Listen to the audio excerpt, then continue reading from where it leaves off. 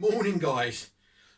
Welcome to Wacky's Wanderings. Welcome to the garage, and welcome to the conclusion of my attempt of the Cape Wrath Trail. Right. First things first. I want to say a massive congratulations to Her Majesty the Queen, and a big thank you as one of her citizens for all the work she's done over the many years, like the 70 years. I mean, she's the only monarch I've ever known, and love her to bits. And yeah, well done, Mum. Well done. We love you. And you have a good weekend and enjoy your festivities. And likewise with everybody else that's celebrating this occasion. It's amazing. The Cape Wrath Trail. Off the bat, guys, I failed. I say I failed. I did. I didn't complete the walk, and but in other ways I learnt a lot, and I'm really pleased that I threw the towel in when I did. Now, what I'm going to do, obviously, I've got some footage of the hike, but I'm going to break this video down into a couple of sections. First off, obviously, the welcome to the garage and the fact that I failed. As what I'm going to do is go through verbally and with the map if I can, because I never really got a chance to do map time. And there's reasons for that. But I'll go through like the map, where I got to each day, how I found the terrain, and my experience, and of course it's my experience of it, reasons why I come to the decision I did in the end, and subsequently how I managed to get out of the place. Now, as you can see, I have lost a fair bit of weight. In fact, when I got back, the wife had worked out that I'd lost 10 stone. 10 stone? No, not 10 pound. 10 pound in about 5 days. That ain't good. So I'm a lot thinner now. Some might say, quite arguably, more handsome. But anyway, I'm going to crack on with this. Like I say, there are going to be video clips to follow, and it's what I could manage to film. Right, me maps. Well, let's just go for. I've done some notes, yeah, to try and make life easy. So I actually started the Cape Wrath Trail on Tuesday, May 24th.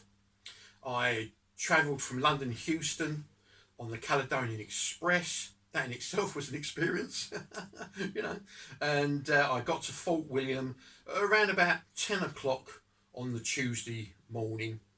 It was then a quick jog, basically, down to the ferry, and then I went across Loch Linney, and away I went. All right, so let's see if I can. There is, thankfully, only a couple of maps that I need to go through. But this was the first map that I used. Now, I'm just going to kind of fly by wire on this, if you like, and try and see if you can see. Does it? Yeah. There. Now, Fort William and everything is over this side. This is the Ordnance Survey 1 in 50 thou, yeah? And Fort William is over this side somewhere.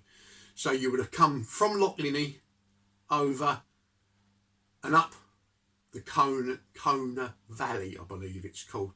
And then eventually you'd have got to here.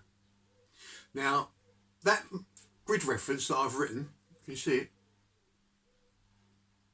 That is a private bothy. You can't get into it, but for me it marked the start of the ability to use my maps, and I had myself a break there.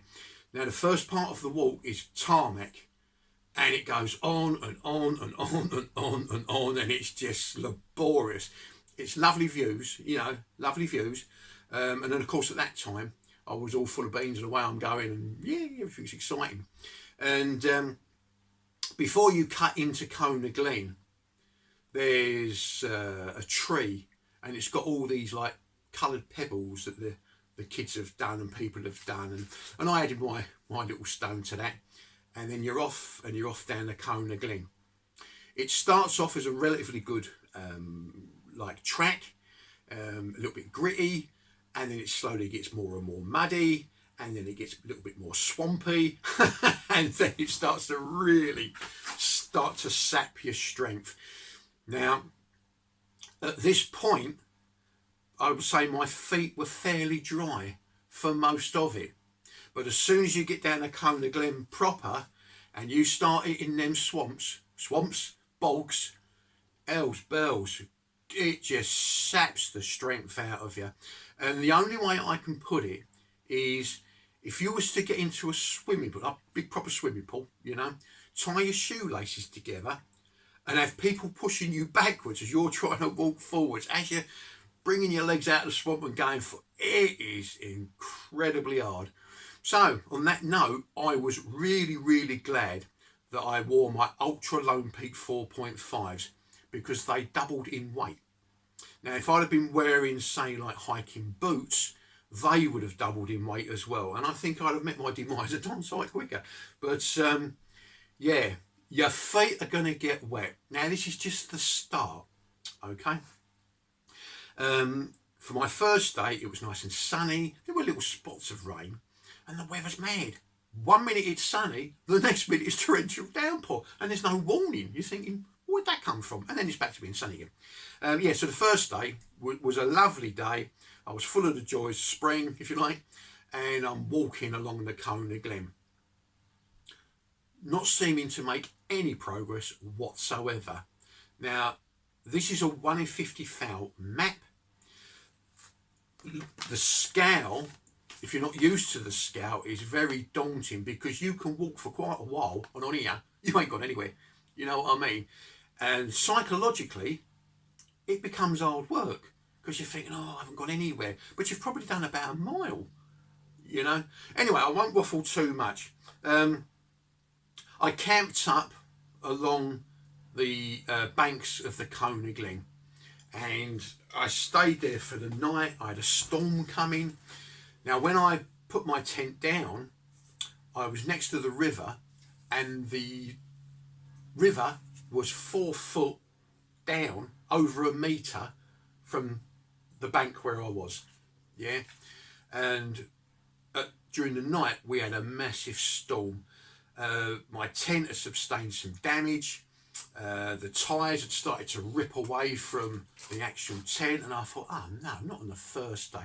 And like I kind of explained this in the video, but yeah, I woke up in the morning and there was like a roar of water, and I thought, blimey, what's that? And as I looked out the tent, oh no, the water is now lapping over the top of the bank of where I was pitched. And I thought, no, don't say I've pitched like on some sort of island and I've somehow got to get out of here.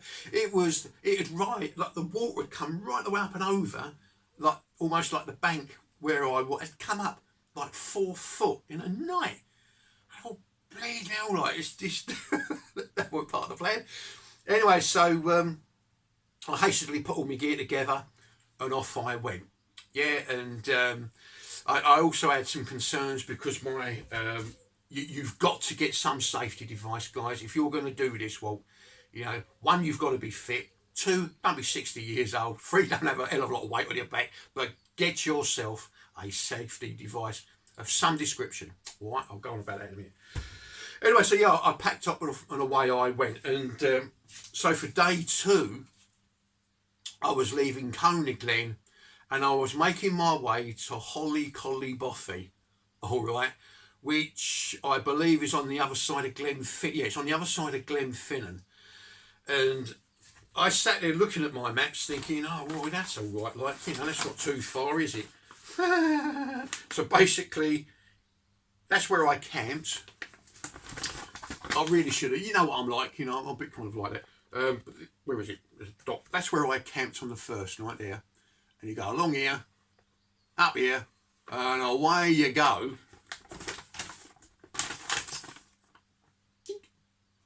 To Glenfinnan. Yeah, and that there, the red dot represents to me boffies. Yellow dots, places I might be able to camp. Yeah. So a red dot and a yellow dot is there's a boffie, and you should be able to camp there. Oh, it rained solid, and I mean rained. It wasn't like raining.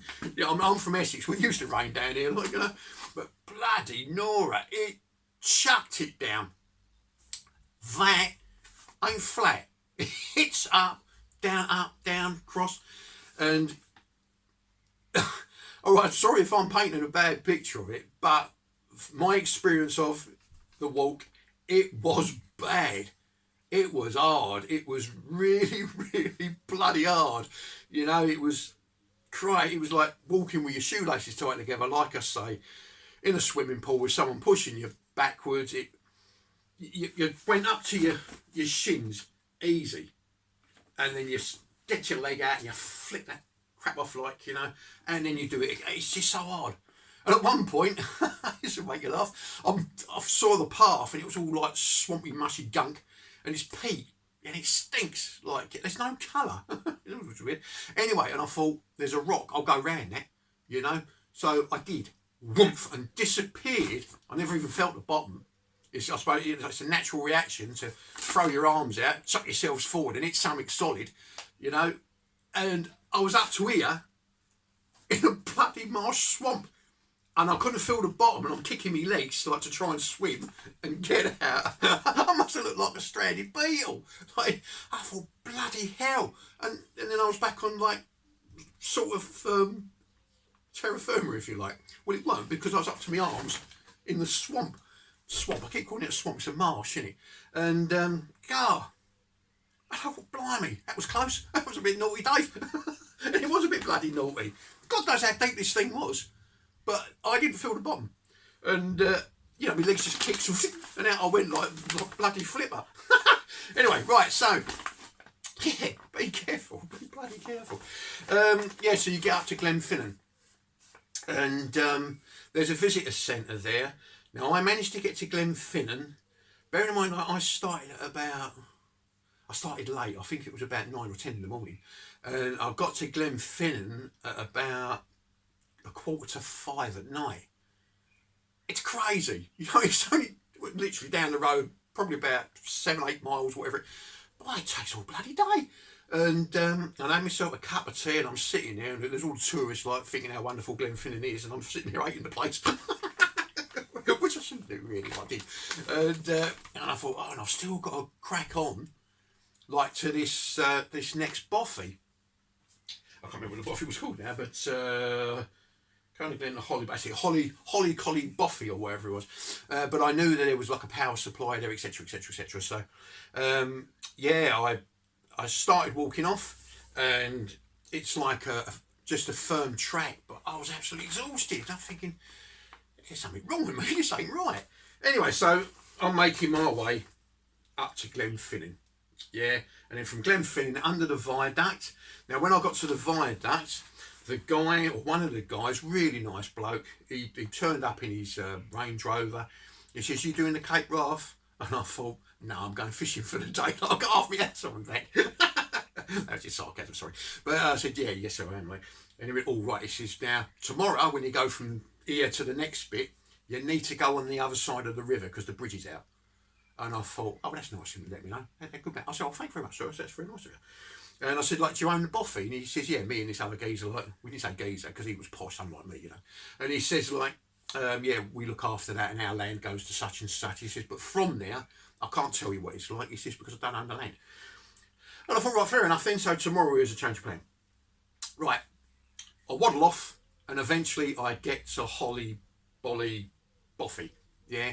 And there was a load of outward bound kids all in their tents, and they're like team leaders or whatever you call them, they're arcadas or what they're called nowadays. They're looking after him, and I was absolutely soaked.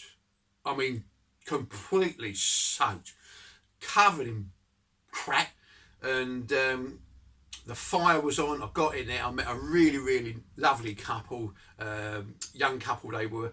You'll see them on the video, and managed to try and get myself sorted out, but I had to repair my tent. And of course I've got to dry the tent to repair the tent. And that in itself become a game and a half. But I've done best I could on that, and I broke my phone. There's various other things, as you'll see on the video. And yeah, got chatting to these youngsters, lovely couple, and of course ended up talking to these arcaders and all these kids that had come from, was it Manchester or Glasgow? Well, anyway, they come from like a school, and they was out there on this outward bound thing, and everybody was happy. And yeah, stayed there the night, charged up like my phone's now. The power just seemed to drain. Obviously, like my first day, I'm trying to film everything. That soon went by the by, and as it turns out, towards the end, the only bits of film you're going to see is when it was safe enough for me to film it, and when I was so soddy knackered, I was sitting down thinking, bloody Nora, like, you know, I'll try and film this bit. So the video you're going to watch ain't the best in the world, but it's all you're going to get, I'm afraid, because that's all I could do. You certainly couldn't film like going along, like I'm getting ahead of myself, and but there's a part you go along the river, and man, I mean, that is just, I should have turned around then, because that was just dangerous, absolutely mental, and I'll tell you about that. Well, anyway, so Holly Boffy. Of course, next day I start off, and this is like, so day 3, I'm going from Holly Boffy to Glen Dessery. All right, now Glen Dessery is all that green stuff, yeah. It's like a woodland. So Holly Boffy, or whatever it's called, is down here, the red and the yellow, and we're only going that short distance. It's nothing. I mean, you look at it and you think, yeah, nope. Do not be fooled, people. And I mean, hats off to everybody that's done this walk, even attempted it. Yeah, like I say, I failed, but in a way, I succeeded really well. And those videos that you see of the guys that have done this walk, the only bits of the film you're going to see is the stuff that they can film. You are not going to see the entire thing and how much it's hard. Honestly, it is bloody hard. Don't be fooled. Yeah, don't be fooled. You're seeing the bits these guys and girls are able to film and show you. You can't see the bits in between, like all the pain and the agony, blah, blah, blah. You're going to have to imagine that from your sofa sitting indoors eating your bloody sandwiches. But it's hard. Right, stop whinging. So, I make my way off down to Glen Dessery. And, oh, yep, more of the same. I took the man's advice, like the geese that own the place, and I took the right-hand side, and I was up to my bloody knees in bog almost every step. And it is a long, long way. There's obviously no trail, so I'm going by this map. I'm going up. I'm trying to get away from the water, but it doesn't seem to matter how high up you go. It's still just bloody boggy. And in the end, I devised this new way of getting from the top of somewhere down to the bottom pretty damn quick. It's called sitting on your arse, putting your sticks out in front of you, and sliding down the hill, because like it's all bog. That was quite good fun. I covered quite a bit of distance doing that, coming back down. Anyway, and yeah, right, cut a long story short, eventually I got to Glen Dessery, where there is another Boffy, and I was in there, and is that where I met the other lads?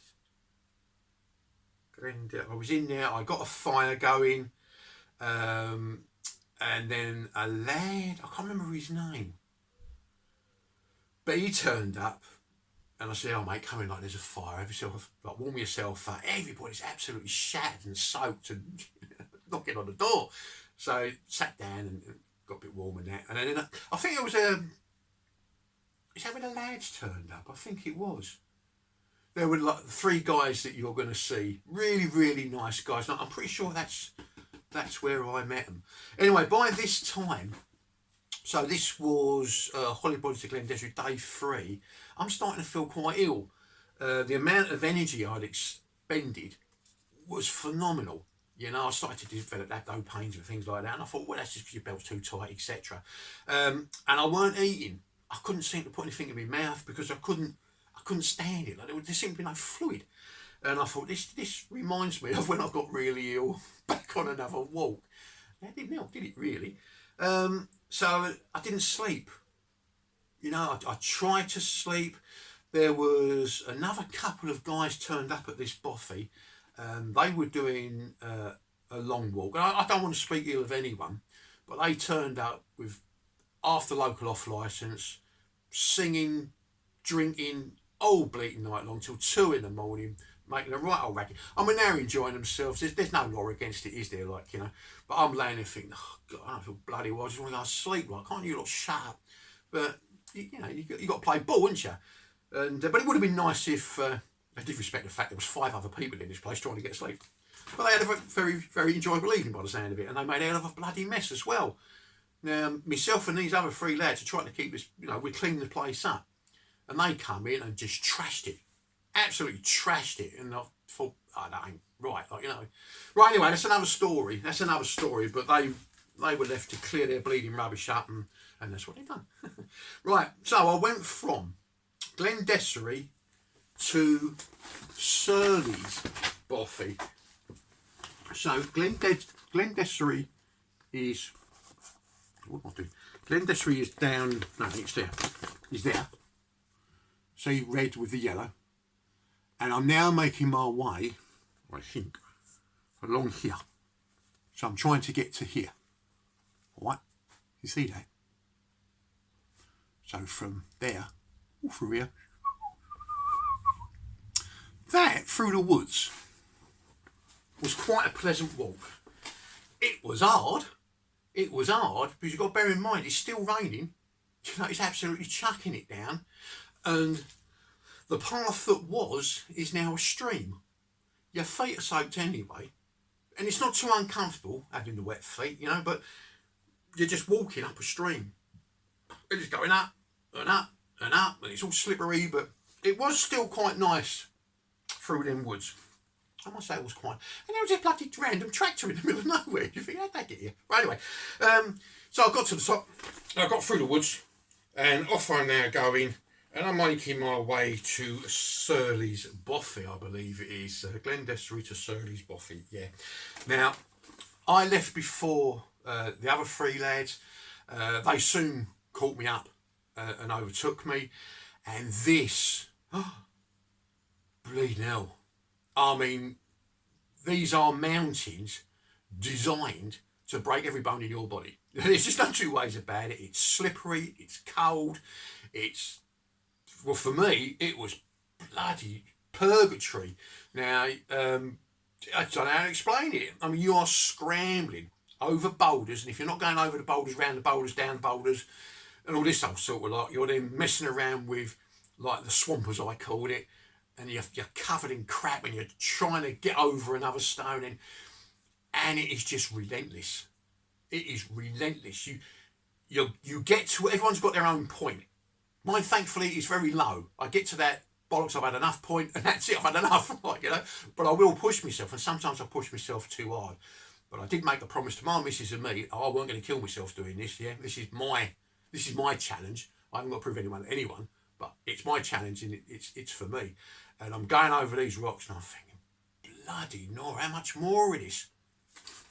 Loads, miles, and it goes on and on and on and on, and you get to a point where you're thinking, stuff that is like, and there's even more and lots more and more and more and more of it.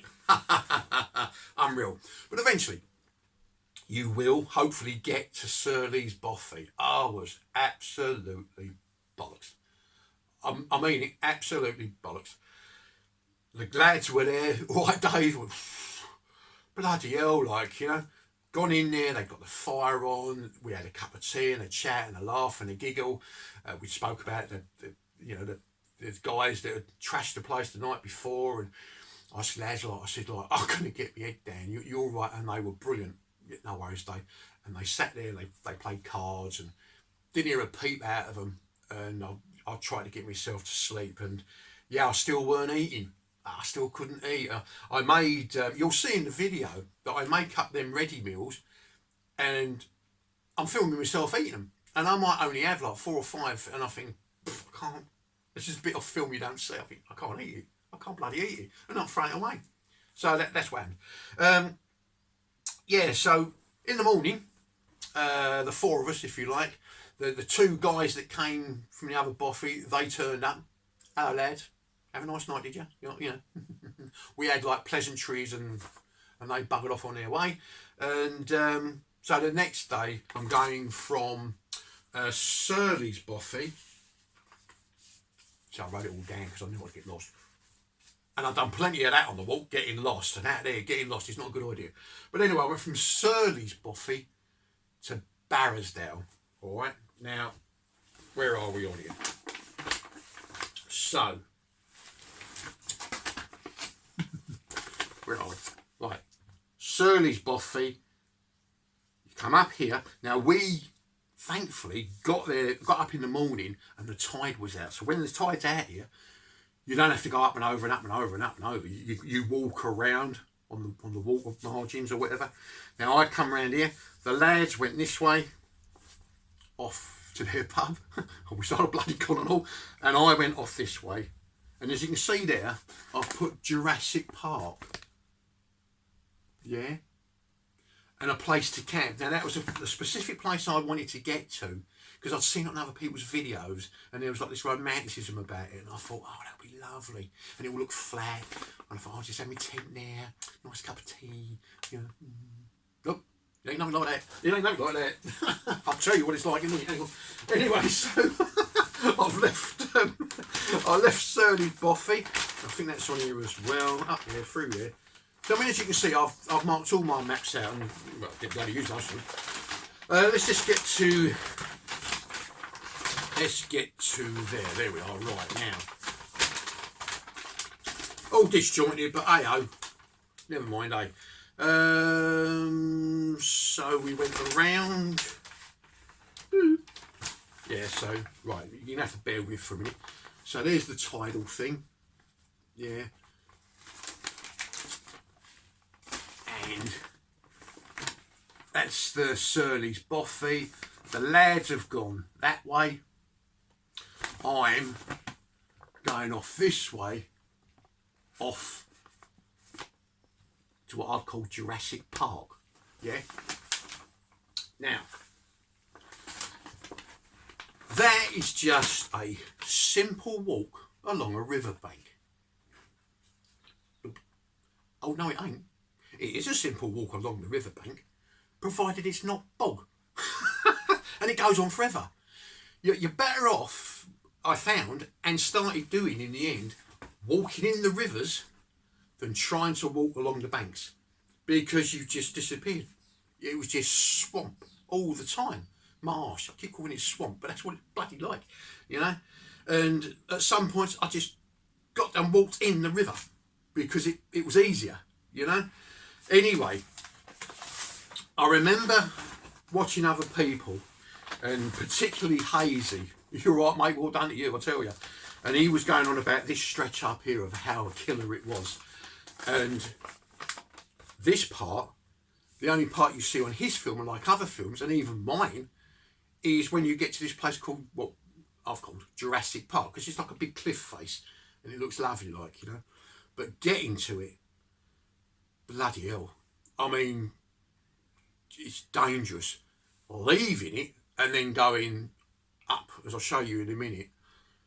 No, it's too dangerous. It is too bloody dangerous. God knows what it's like trying to come down. So I'm walking along the riverbank and you're still going up and over. You're still disappearing like up to your knees or further.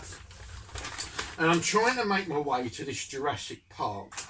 And then from Jurassic Park, I'm trying to get to Barrisdale, I think it was. Yeah, from Surly's boffy to Barrisdale.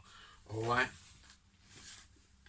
At this point, I mean, okay, let's get back on the map. So,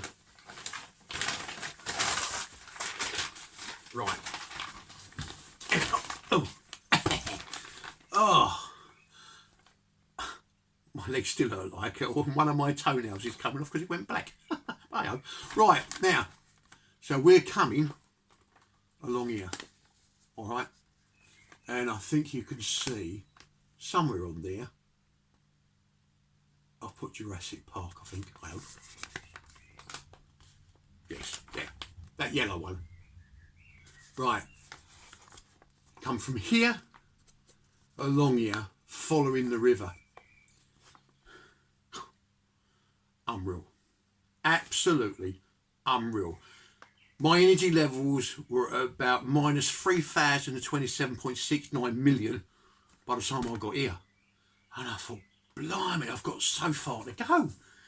Well, anyway, you leave Jurassic Park, as I've called it, which isn't that flat and it ain't that beautiful by the time you get there. But it's a nice place. And then you start to walk up the side of the, the mountain, basically. And it slowly turns into like a cliff. And at points, this is no word of a lie, guys, all right? Now, bearing in mind how big I am anyway, with a bag on the back, at some points along this trail, before you get to where that arrow says go up, see where it says go vertical up, before you get there, you are walking along a cliff face, and about 30-50 foot below you is the rocks of the river. Yeah, and you are literally scrambling over one rock. You're holding on with your fingers onto bits of twig and tree and God knows what else. You're looking over and you're going to put your foot on a stone the width of your palm, and you're going to hope it takes your weight. And you're going to be doing that all the way along this bloody cliff face. It is so dangerous. It is stupid. Yeah, I come to my senses and I thought, what the bloody hell are you doing? You know, this is stupid. It's stupid. Anyway, so I'm soaking wet, it's all soaking wet, and I thought, just one slip, bang, you're gone. You're gone. Now, obviously, a lot of people go along there. Yeah, I don't know whether anybody's ever fallen. I would imagine someone has fallen off of there and hurt themselves bad. Very, very dangerous. And to be honest, it just ain't worth it. It ain't bloody worth it. You spend 99.9% of the walk, well I did, looking where your feet are going and where your hands are going, and that's not enjoyable. That wasn't the idea. I was naive. I was bloody stupid. There's no two ways about it. I was bloody stupid, yeah. But I was going on what the videos that I could see, and of course you can't see the bits that are dangerous and really bad because the guys, girls are trying to get through it. You won't see it on my videos. Because I'm too busy hanging on the side of a bloody cliff trying to get forward. Well, anyway, so that's enough of that. It's dangerous. It's bloody dangerous. Eventually, you kind of get to a point and you've got to go up. Yeah. Now, you'll see in the video, and I say, oh, this is where I've got to go up. And I'm looking at it. The camera doesn't do it justice. It's like, if you look like, how can I give you a scenario? Well, basically, you'd look at it and it looks like a hill, but it's not. It's a collection of little ups and downs, little twists and turns, big rocks, little rocks, rivers. It's stuff that you can't see, and you're thinking, well, it's a bloody assault course, and it's vertical. You know, at some points you're looking at it, you oh, shit, don't look down there, and you're looking right the way down. One slip. Oh, anyway, that one section, I think, I probably went up at maybe 300-400 metres. I don't know. I wasn't interested. I weren't measuring it, you know. But it took me over an hour, and I got bloody worried on quite a few bits. And then, of course, you got to the top, and like I say, I'm making my way to Barrisdale, and you can see that the Belak, I think they call it, where the mountains go like that. And you think, oh, you can touch it. Can you well? I mean, from here to there, it's miles. And you've got to go that way, over there, up there, down there, around there, over here, there, all to get there. Oh, guys, honestly. Well, anyway, so I did get up this bit, and I sat there, and I was looking at the views, and I thought, they're lovely views, but bloody hell, this ain't me. This ain't me. I'm going to bottle this. I am not going to kill myself like doing a bloody walk. I'm just not going to do it. Now, for myself, like I say, it was a personal challenge. I wanted to, am I going to still be hiking? I'm going to go out with a bang. I want to do something that's, almost unachievable. Well, it's unachievable for me. And I need to know myself what I can, can't do, and what I should be doing for the future. Well, I've worked that out. I'm not hiking no more. I've hung my poles up and I should be doing other things. I go out for day walks, but the long distance hikes and carrying my house around with me, it's done. The channel will still be open. Still put your comments down, blah blah blah, and I'll still answer them. No, this has woke me up. This has definitely woke me up, and it told me what I needed to know. I mean, people tell me things all the time, but it's no good telling me anything because I won't listen to you. I'm a stubborn git. I'm an idiot. Right, anyway, let's carry on. So you go up and around and over and round, and there's one point when you're getting up this bleak mountain, and you see on the other mountain the path, and you're thinking, no, I haven't got to go from here all the way round there, all the way over there to get up. Oh, God, bloody Nora, no. But thankfully, it went round the corner, and I say thankfully, and it went up again and over and up and up, and it got to the Belak. And the wind kicked in. Truth. It stopped me dead. As I was going over the top, it just stopped me. And I'm thinking, I couldn't get over. And I thought, well, I can't go back. This is bloody ridiculous, Dave. What are you doing up here? And I remember like crunching down with my head and trying to make myself streamline so I could get down the other. I thought, I've got to get down off this poxy mountain. And as I'm going down, these hailstones. Bloody things like marbles, bang, bang, bang, bang, like bashing off you. I thought, bloody Nora. And I remember looking up, I'm not a particularly religious person in that sense, and I thought, you for freaking sure, mate, like, anything else you want to throw at me? And I thought, don't say that, Dave, you'll get hit by a plague of frogs or something.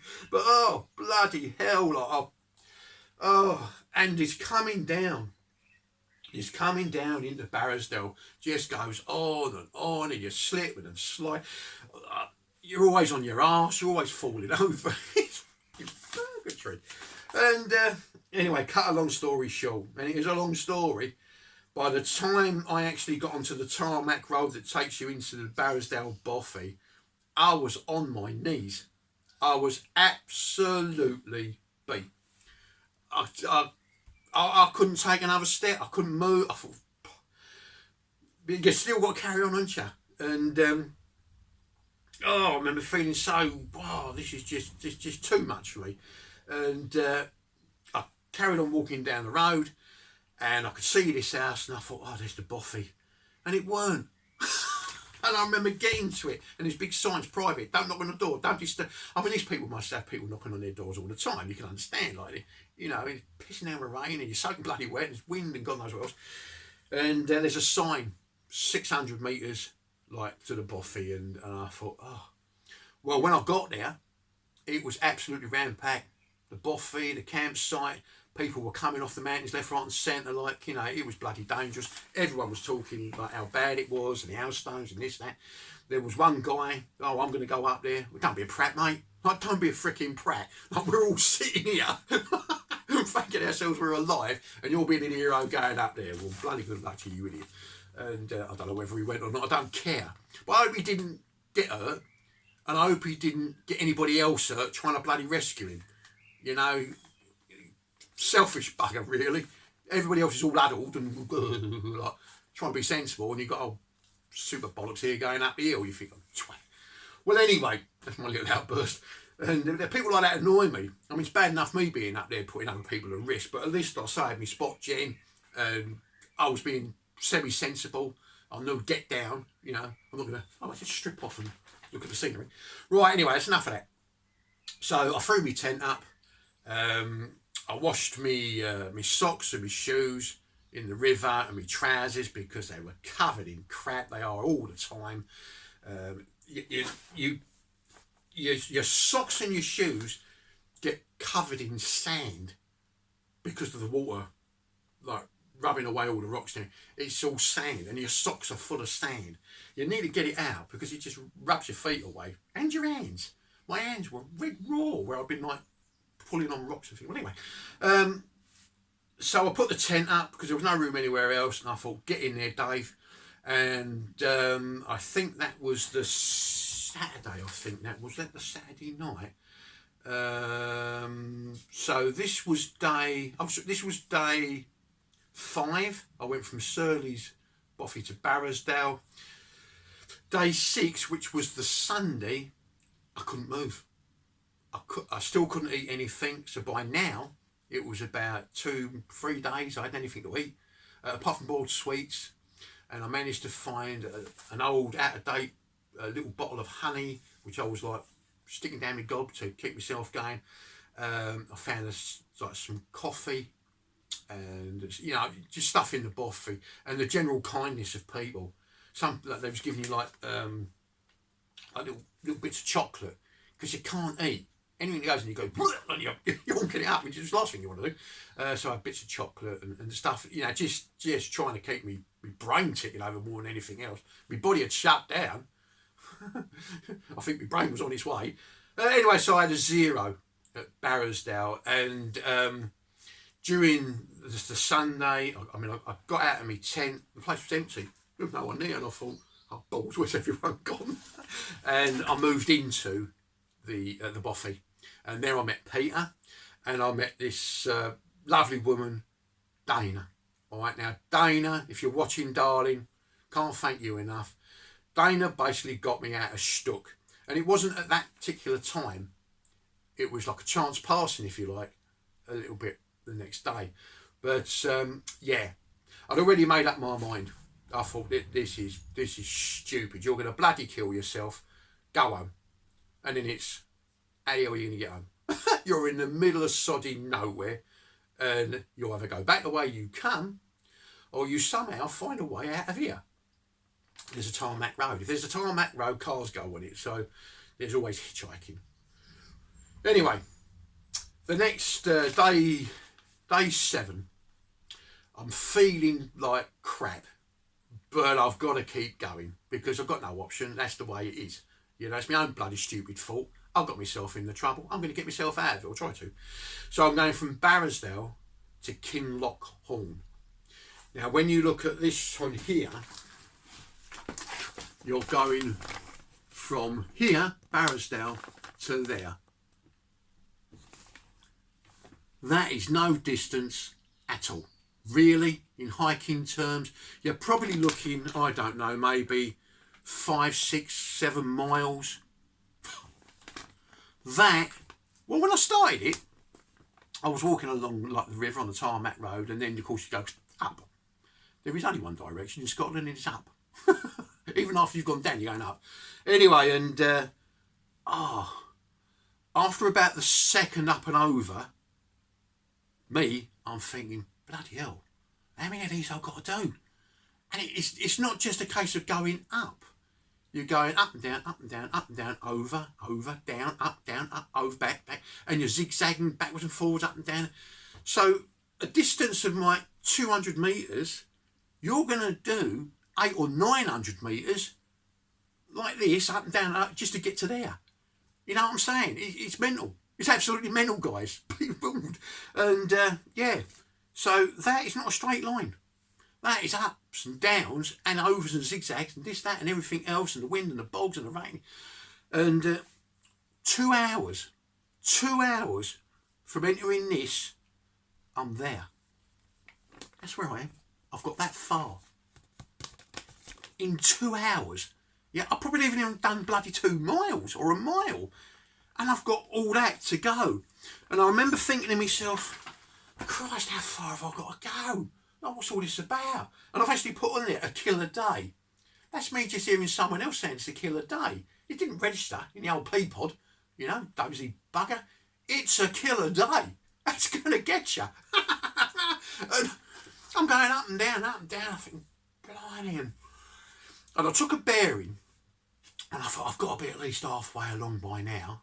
Was I hell? I was there. I was opposite that like little jetty there of land on the other side. I've got all that to go. And I thought, I am definitely going to get out of here somehow. And I knew here that there was a calf. And I thought, that I'm going there. If there's a cafe, there's people, there's cars. If there's cars, I'm getting a bloody lift. I'm doing something. Anyway, so I got a little way further along, and it was all right. And I thought, so I've kind of sat back on my arse, and it was Dana. And she's like, "Are you all right, Dave?" I went, "No, I bloody ain't, girl." I said, "I've had enough. I've had a bloody enough." I said, "I'm bollocks." Anyway, so, because I'm polite like that. Anyway, and she says, "Look," she says, "I'm going to be at my van, like, relatively soon." She said, "I'll have a cup of tea waiting for you." And I thought, "Oh, you darling," like, 3 hours later, I'm still battling over this. Yeah. Now, Dana, she's a van lifer, so she goes away, like the weekends, to get away from everything. And she'll go out on a cycle or a hike or a canoe, and she makes her way back to her van and she'll move on. Lovely way to be. And it was just really, really fortunate that I'd met her in the Boffey like the night before. And she had come this way. She spent the night camping outside, and then she was coming back to her van the next day. And of course, she's bumped into me. "What, Dave?" No, I'm having a very bad time. Anyway, so yeah, starts making me way down to Kinloch Hall, and you go through this, like, you can't see it on there, but you go through like this rhododendron jungle. Gee, if it wasn't enough that I was bloody knackered from all this, I've then got to fight my way through this poxy mangrove swamp, like, which is just vines and twigs, and it's all rhododendrons, and I was literally hunched right down as if I needed to be. You know what I mean? I weren't having as much fun as I really could. Anyway, so I'm down on my knees, going through these bleeding tunnels with these poxy branches pulling me out. I hated the place. I absolutely hated it.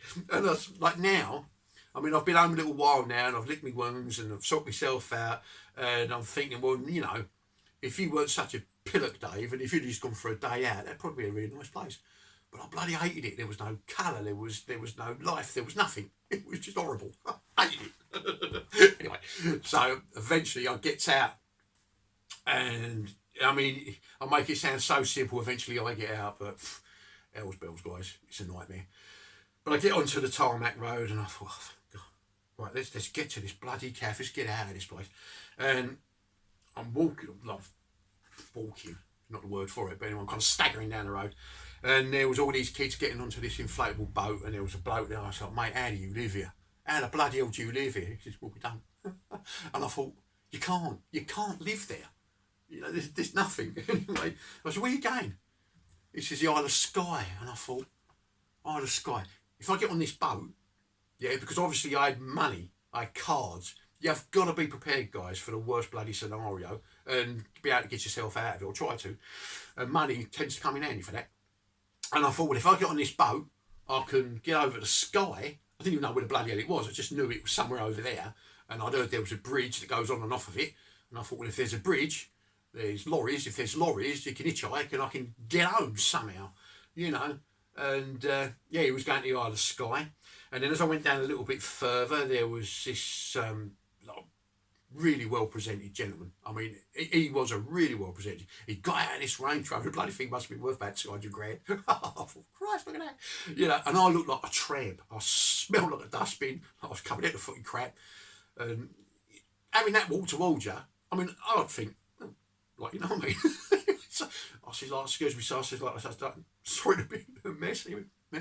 I says, like, "I don't get out of this place." I says, like, "I don't care how." I says, like, "Train, plane, helicopter, boat, anything. Like, how do I get out of here?"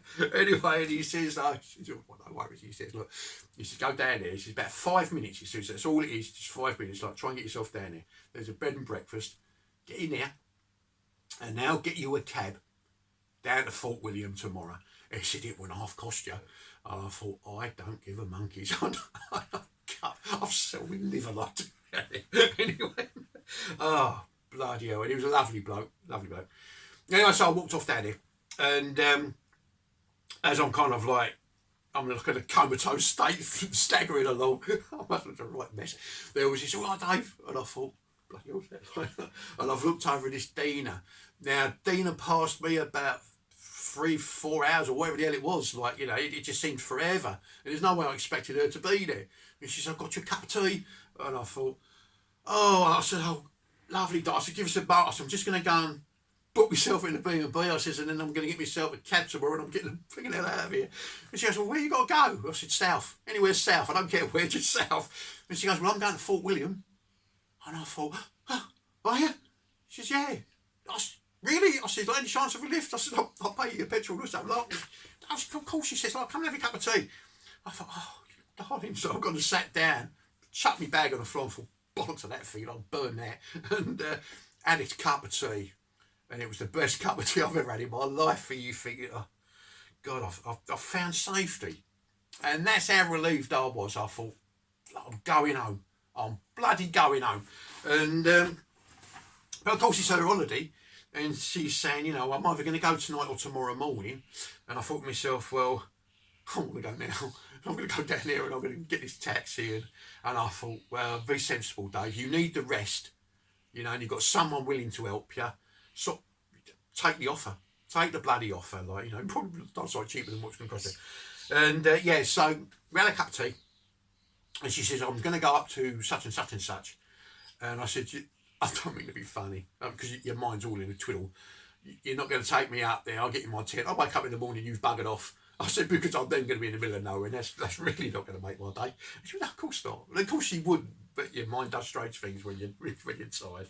Well, anyway, so, yeah, we got into a van, and off we went, and we ended up, now, so, oh, Struth, where are we?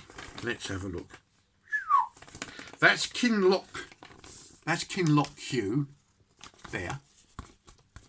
So I've come from Barrows-dale to there. I'm dead on my feet, and can you see that circle? That is where Dina took me in her van. That don't sound right, but that's where she took me in her van. And she went out in a kayak and had the rest of her holiday sort of thing. Like, you know, I put my tent up, got in it, and died. That was it. Couldn't sleep. I hadn't slept for days. By now, I'd not eaten for about 4 days. I'd had the boiled sweets, and I'd been sipping on this honey. And of course, she made me a lovely cup of tea. And in the morning, what was it, around about 6 o'clock, I heard her bashing about in a van, and she's got out and she was worried. She said, oh, I knew you was out there all night, and then you pissed down the rain. I said, darling, you're getting me home. That'll do me. That'll do me, like, you know. And I put all my kit back in the bag, chucked it in the van, and then she very kindly took me all the way down to Fort William.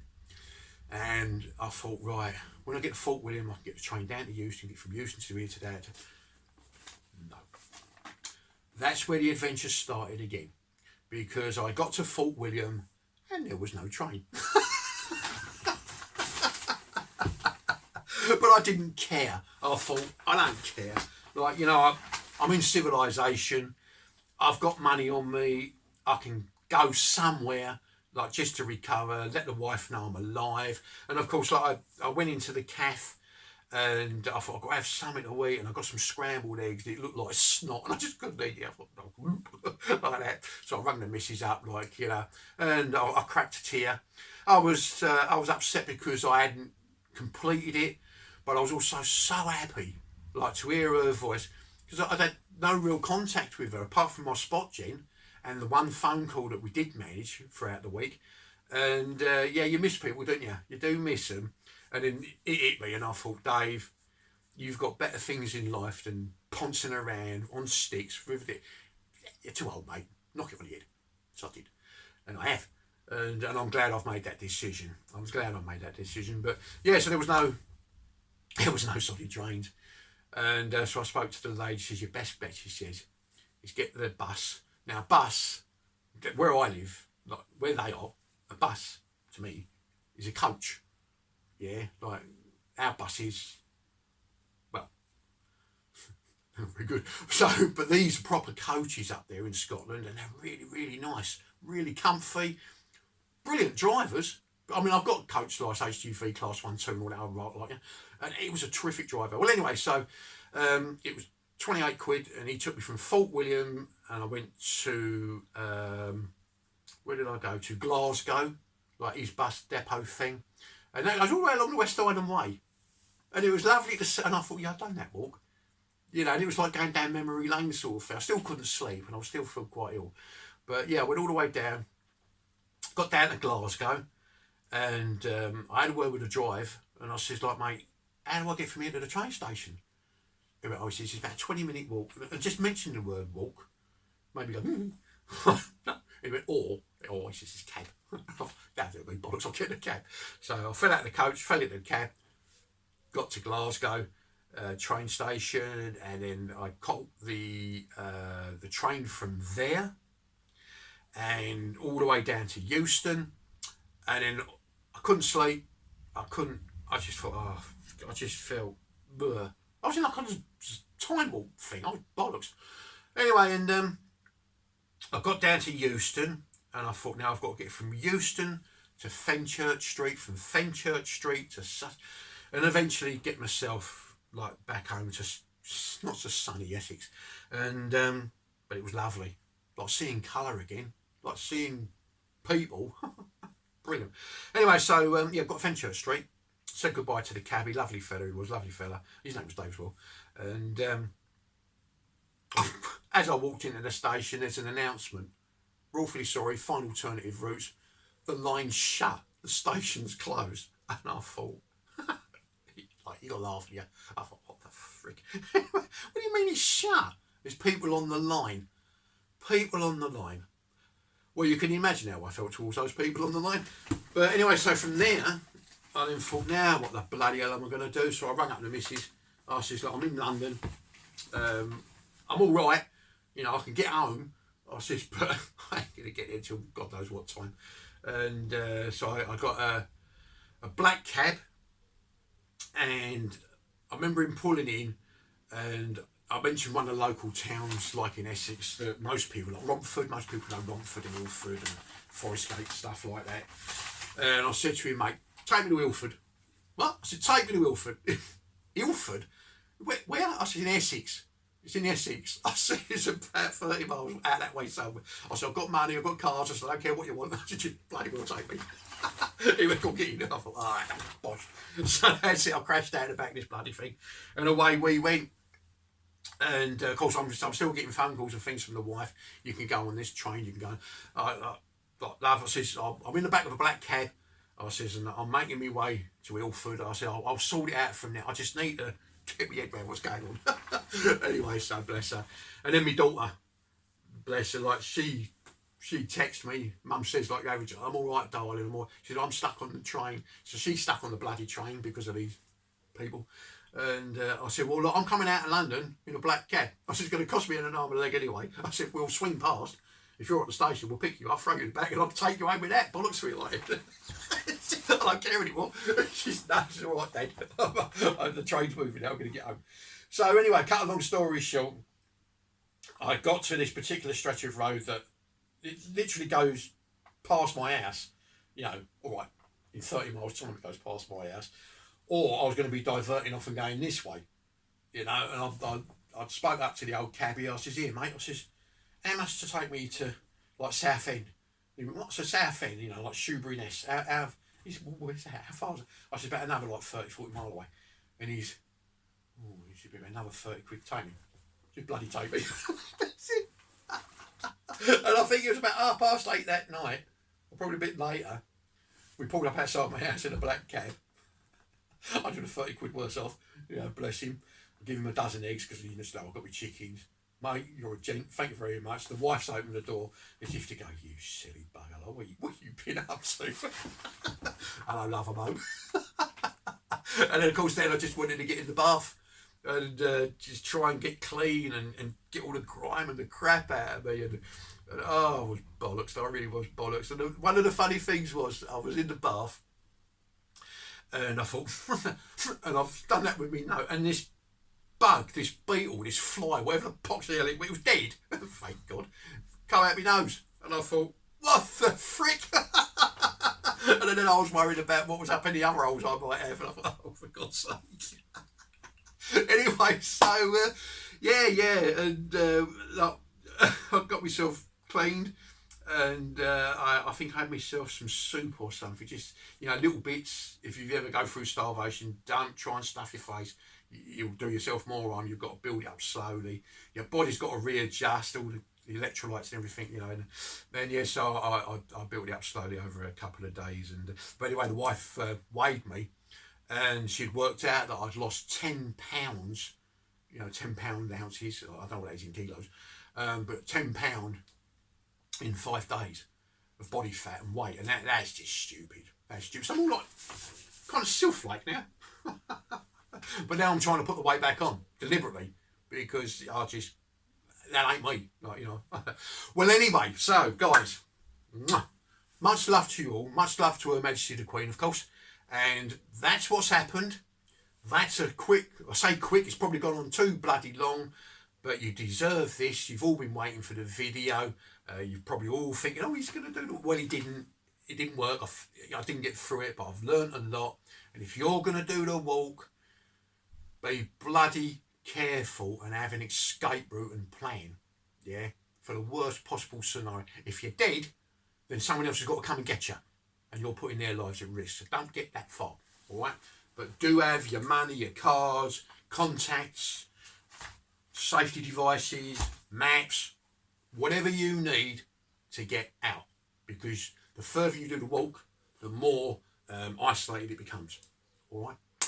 And big respect to all those people that have done it. Some of you guys that are my subscribers, you've done it, and hats off to you guys, hats off to you. And that's it. So I'll put this up first, so you've got a chance to, well, shall we watch the video or not, or whatever, and then I'll upload like the videos that I did take. And bear in mind, you're only seeing the bits that I can film. You're only seeing me being kind of happy, whereas in the background, I'm knackered. So, with all that in mind, thanks ever so much for subscribing. Thanks for being patient. Love to you all. You and yours, all the best to you. Yeah, you be good, you be safe, and you keep smiling. And, well, you have a good life, people. Loves you. It's been an honour. Cheers, guys. Thank you, Mum. Thank you very much. You are a star. Oh, and thank you for my free service medals, Mum. Thank you very much. All the best, guys. That's Wacky's out, and I'll catch you on the circuit. Cheers, guys. Bye.